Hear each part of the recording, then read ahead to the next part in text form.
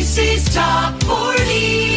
Hi, this is Casey Kasem. This coming weekend is Father's Day, which means fathers across the USA will be honored with ties, sweaters, and aftershave. And we'll be celebrating Father's Day as well, with stories about popular musicians and their fathers. It's Up with Fathers as we count down the hottest hits and check out the latest music news on Casey's Top 40 from Westwood One Entertainment.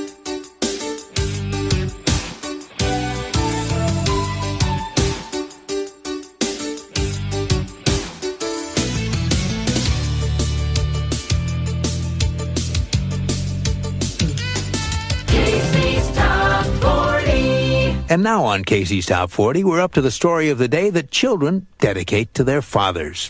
The day we're celebrating this weekend, Father's Day. It all began on May 19th, 1910, 81 years ago. Mrs. Sonora Smart Dodd was sitting in her pew in church in Spokane, Washington, and she was thinking about a holiday that had begun just 2 years earlier, Mother's Day. As Mrs. Dodd sat in church, she began to think about how it wasn't her mother who had raised her family. It was her father. You see, her mother had died in childbirth, and her father, a Civil War veteran, had sacrificed himself for years to raise Sonora and her 5 brothers. She thought about how he deserved a day to commemorate his achievements. And so the very next day, Mrs. Dodd called the Spokane YMCA with an idea. She suggested that a new local celebration, Father's Day, be celebrated on June the 5th, her father's birthday.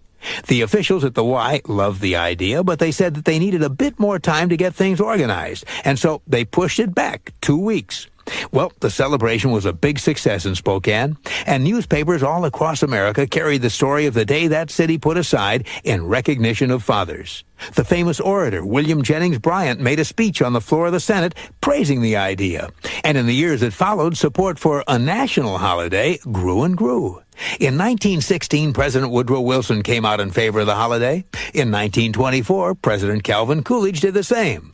But it wasn't until 1972 that Father's Day became an official holiday permanently established by President Richard Nixon. And that's the origin of Father's Day, a holiday born in a church pew in Spokane, Washington. Now, on with the countdown. Casey's Top 40. I'm Casey Kasem. Over the years, a number of pop stars have said they owe a lot of their musical inspiration to their dads. Some of those dads were famous musicians themselves, but some were not so famous at all. Some of the more famous musical dads include Bonnie Raitt's father, Broadway star John Raitt. Pat Boone's daughter, Debbie, hit big with You Light Up My Life. Johnny Burnett's son, Rocky, had a top 10 on the pop chart with Tired of Towing the Line.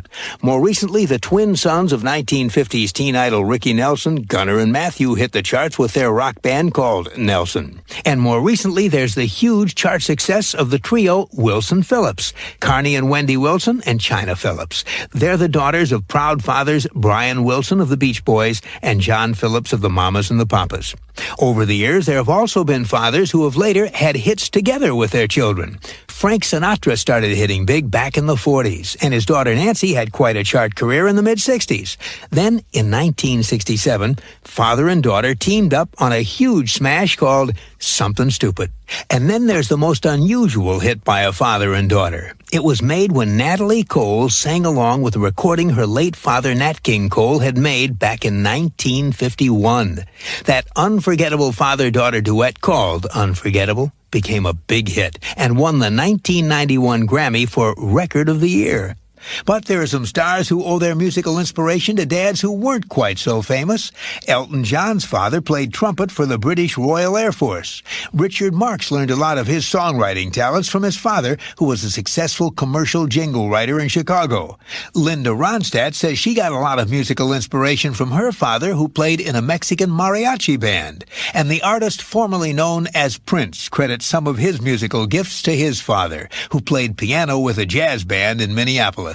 And that's our Father's Day tip of the hat to rock-era dads, the famous and the not-so-famous. Now, on with the countdown. American Top 40! Your turn to American Top 40, and because it's Father's Day this weekend, I thought this long-distance dedication would be very appropriate. It's from a soldier who writes, Dear Shadoe, I'm sorry about the messy paper and the scattered grains of sand, but I'm writing you from the glorious sands of Saudi Arabia. I'm part of a military police Army Reserve unit from Florida. Of course, we've all missed our families and friends back home and can't wait to see them again, but as for now, we're here and our hearts are home. Shadoe, all my life, I've had to compete with my brother for our father's affection, and no matter how much I tried, it always seemed like my brother would win out. I often resented that and felt alone. I soon gave up altogether. When I heard the word that my unit was chosen to serve our country overseas, my father and I sat down for a talk. For truly, the first time, it seemed, I heard my father tell me how proud he was of me and that he loved me. Sure, he'd told me that before, but I considered it only words. How blind I was. For the first time, I actually saw him cry. I felt so badly inside for the way I'd felt in the past. I was never competing with my brother. I was competing with myself for my father's love and affection. I never told him, and it's tearing me up inside.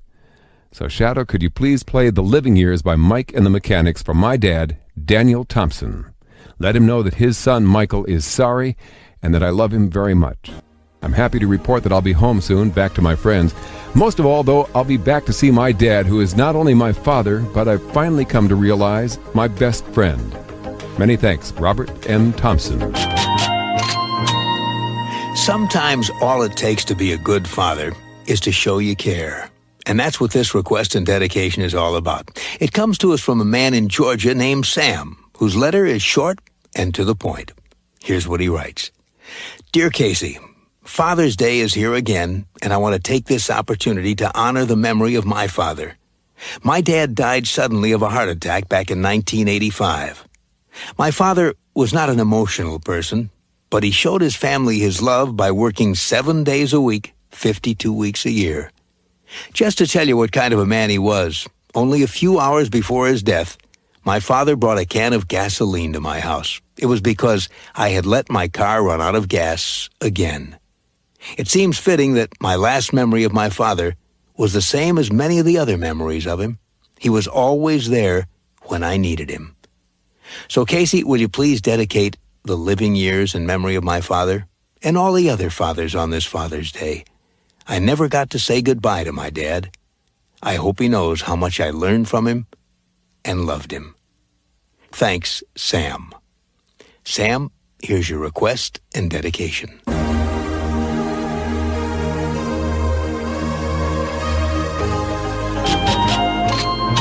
Well, now we're up to our request and dedication. This letter's about giving thanks, and it comes to us from a 16-year-old girl in Uganda, Africa, named Viviane. Here's what she writes. Dear Casey, I'd like to send my love to the one gentleman who has made my life worth living. That special and treasured man is my dad. I'd like to express how grateful I am, so I wrote a poem. Here goes. I want to thank my daddy for all he's done for me. He taught me that life wasn't easy, and he was always there for me. He helped me up when I fell, and comforted me when life was semi-hell. He always told me to follow my dream, to search higher and only take the cream. My daddy taught me to be the best. He taught me to be above the rest. He taught me to love. It's the greatest possession one can have. He taught me to pray. Without God, there's no definite way. Daddy, you told me to always be thankful. On that note, I'd like to say a big thank you. Casey, can you please play the song I Have Nothing for my dad, Mr. Maguti Maberi? And Daddy, you're the best dad any 16-year-old girl could ever dream of. I'll always love you more than life itself. Thank you, Viviane. Viviane, here's your request and dedication. Sometimes the best thing about making a promise is keeping it. And that's what this request and dedication is all about. It comes to us from a woman in Iowa named Annette. Here's what she writes. Dear Casey, as young children, my brother and I went through a lot of rough and emotional times. Life should have been sweet, happy, and innocent, but it wasn't. My mother and father were having a lot of problems. They separated and soon divorced. During the divorce, I think my brother and I went through more than my parents did. We spent a lot of days and nights crying for Daddy to come home. Dad called after the divorce to say he'd moved out of town and would see us as often as possible. Well, Casey, he kept that promise, and we cherished the 2 or 3 times a year he came to see us. Over the years, we kept in touch by phoning and writing letters back and forth. Then last year, my brother and I made a surprise visit to him, and we made plans to visit him again. Casey, that visit never happened. We received a call on the first day of winter last year saying that he'd fallen while he was painting and died. This news hurt us deeply, knowing that someone you love so much won't be there to answer your calls or receive your letters. Our father was the best, and the memories and letters we both have are the dearest to our hearts.